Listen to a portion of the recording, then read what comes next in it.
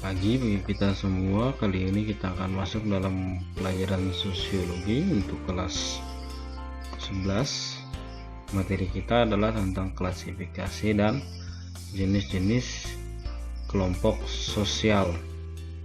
Jadi pada pembelajaran kali ini kita lebih memperhatikan apa itu kelompok sosial, apa itu klasifikasinya, apa itu jenis-jenis kelompok sosial yang ada dalam masyarakat. Biasanya ini selalu berkaitan dengan masalah yang ada di dalam masyarakat, masalah-masalah sosial. Di sini kita lihat tujuan pembelajaran kita adalah diharapkan Ananda semua dapat menjelaskan apa itu klasifikasi dan jenis-jenis kelompok sosial yang ada dalam masyarakat.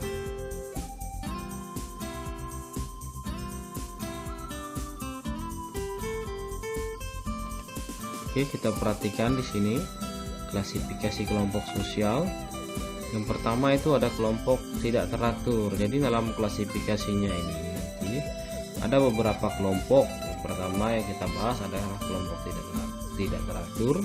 Kemudian yang kedua itu ada kelompok teratur, dan yang ketiga nanti ada kelompok teritorial. Di sini kelompok tidak teratur itu dibagi lagi menjadi beberapa macam. Bisa kita lihat di sini ada kerumunan.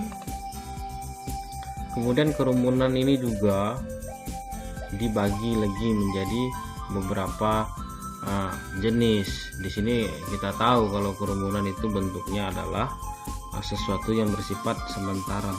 Jadi ada sesuatu hal yang dirasa penting, bisa kita lihat sudah terjadi kerumunan. Misalkan terjadi kecelakaan, ada kerumunan yang melihat terjadinya kecelakaan.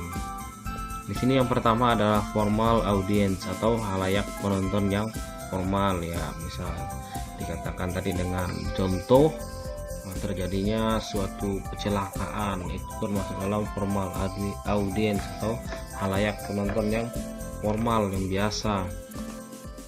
Kemudian ada yang kedua ini plan expressive group atau kelompok ekspresif yang telah direncanakan. Misalkan kalau kalian tahu itu pernah ada diadakan festival atau pekan seni, itu sesuatu yang sudah direncanakan, makanya dinamakan plan expressive group.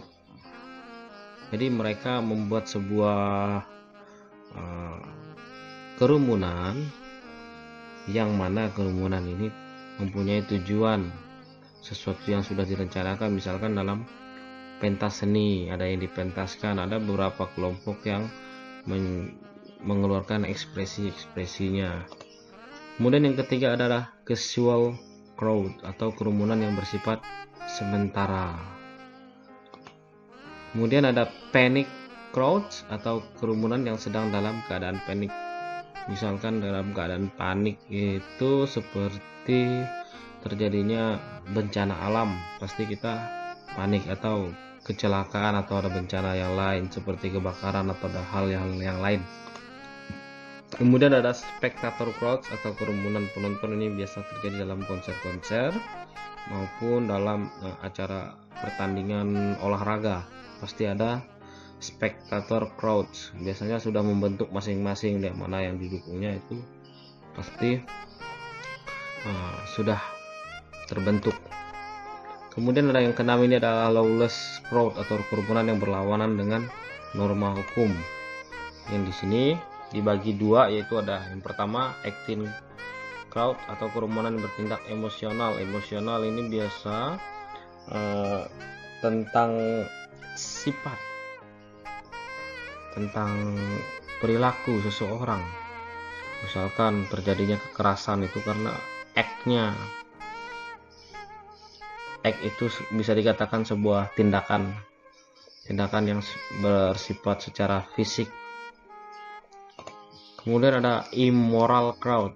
Dari katanya immoral berarti sesuatu yang tidak moral, sesuatu yang berlawanan dengan sifat aslinya. Ini biasanya seperti ada kerumunan orang-orang yang sedang mabuk, itu berarti sudah di luar sadarnya biasanya kan. Kalau orang yang sudah mabuk-mabukan itu pasti berada di luar nalar sadarnya. Kemudian kita lihat lagi di sini. Yang kedua ada massa. Massa ini biasanya terbentuk dengan adanya perencanaan dan memiliki pemimpin yang menggerakkannya. Jadi ada seseorang yang bisa dianggap sebagai, kalau bahasa bagus kerennya itu bisa dikatakan seorang pemimpin, seorang yang bisa menggerakkan massa. Jadi itu ada, sehingga terjadinya proses yang tidak spontan. Contohnya dari massa adalah sekumpulan orang-orang yang digerakkan untuk melakukan suatu demonstrasi. Jadi ada seorang demonstran yang memang menjadi pemimpinnya. Kemudian yang ketiga itu ada publik yang C. Ini dari kelompok tidak teratur tadi. Publik itu merupakan kelompok semu dan proses terjadinya hampir sama dengan massa. Hampir sama terjadinya dengan massa. Interaksi yang telah terjadi dalam publik dinamakan halayak umum atau halayak ramai. Tapi ini tadi, publik ini tidak ada pemimpinnya, jadi semua terjadi secara umum. Misalkan ingin pergi ke sebuah terminal, itu termasuk layanan publik juga, tempat publik. Semua ingin menuju ke situ. Sekarang kita masuk ke kelompok teratur. Di kelompok teratur ini dibagi beberapa jenis, ada kelompok dasar, kelompok besar dan kecil, kelompok primer dan sekunder, kelompok dalam dan kelompok luar, kemudian ada kelompok keanggotaan dan kelompok acuan, ada yang formal dan informal, dan kelompok okupasional, dan juga kelompok volunteer. Volunteer ini seperti apa? Relawan, kelompok relawan. Nanti bisa kalian baca-baca lagi di dalam buku. Di situ sudah ada di dalam modulnya penjelasan lebih rincinya lagi. Kemudian yang ketiga adalah kelompok teritorial. Ya, katanya teritori itu bisa dikatakan diartikan sebagai wilayah. Jadi kelompok teritorial ini adalah suatu kelompok yang mana dalam teritorial daerah tertentu membina hubungan para anggotanya dengan sarana-sarana yang sama untuk mencapai suatu hal atau tujuan tertentu. Kemudian ada juga ciri-ciri dari kelompok teritorial ini, yaitu kesatuan hidup yang tetap dan teratur, yang berarti hubungan antara anggotanya teratur, akrab, kekeluargaan, saling mengenal dan saling menolong.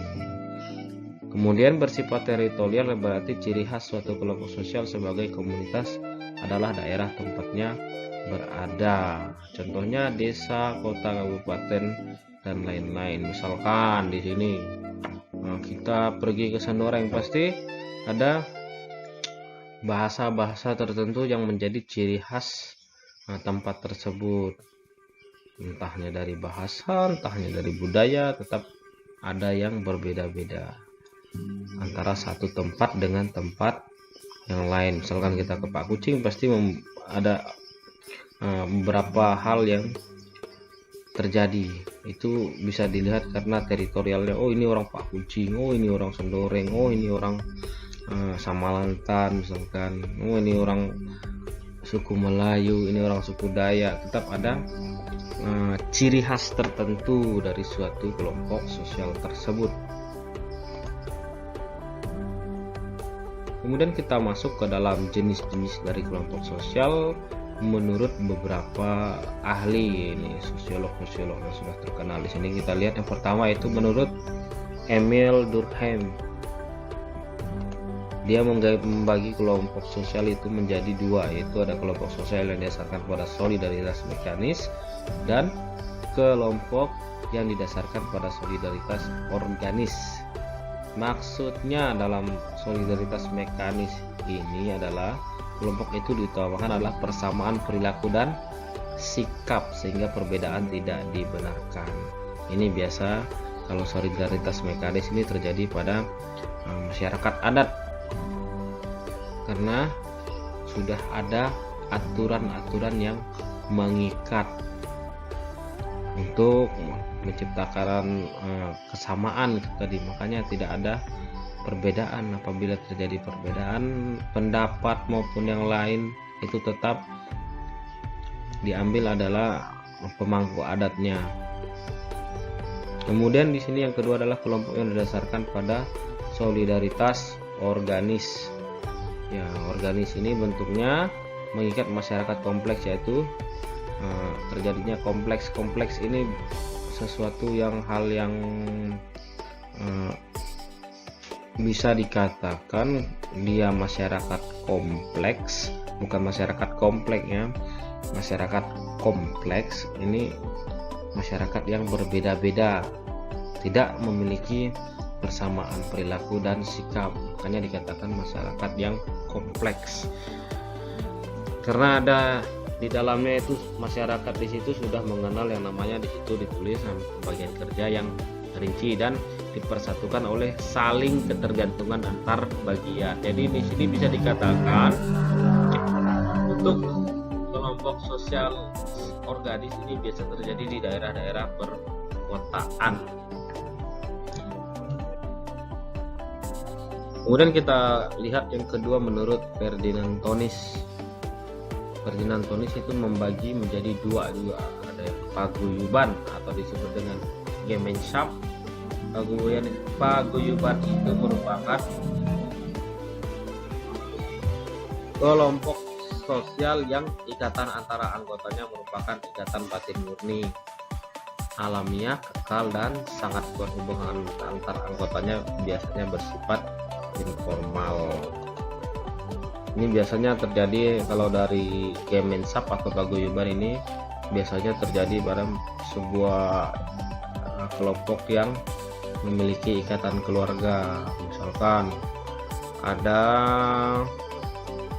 kelompok keluarga dari nenek ini membuat suatu hubungan yang sifatnya itu tidak formal.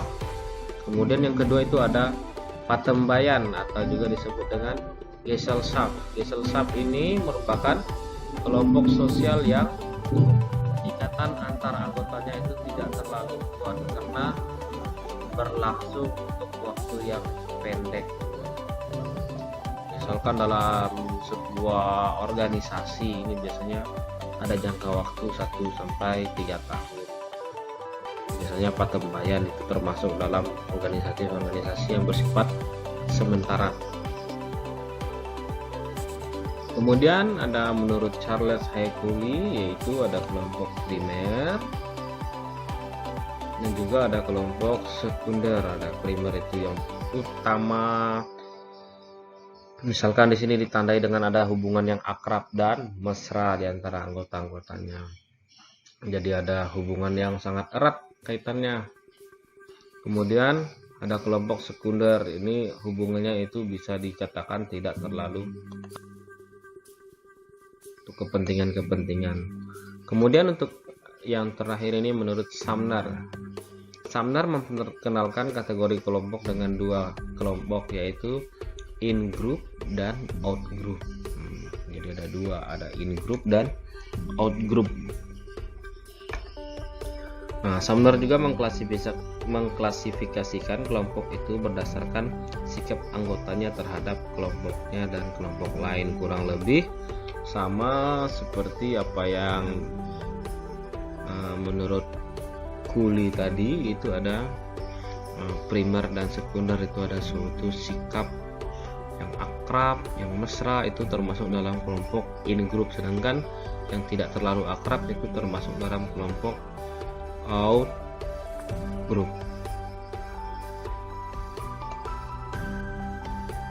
Ya, jadi sekian materi kita kali ini. Langsung saja kalian kerjakan latihan soal yang ada dalam modul sosiologi. Materinya tentang pembelajaran yang kedua, pembelajaran yang dibahas kali ini. Jadi semoga materi yang Bapak sampaikan ini bermanfaat, dan jangan lupa juga tetap jaga kesehatan, terus patuhi protokol kesehatan yang berlaku, tetap jaga jarak, mencuci tangan pada air mengalir, dan mencegah adanya terjadi kerumunan. Ya, mungkin hanya ini materi kita kali ini. Bapak ucapkan selamat pagi bagi kita semua.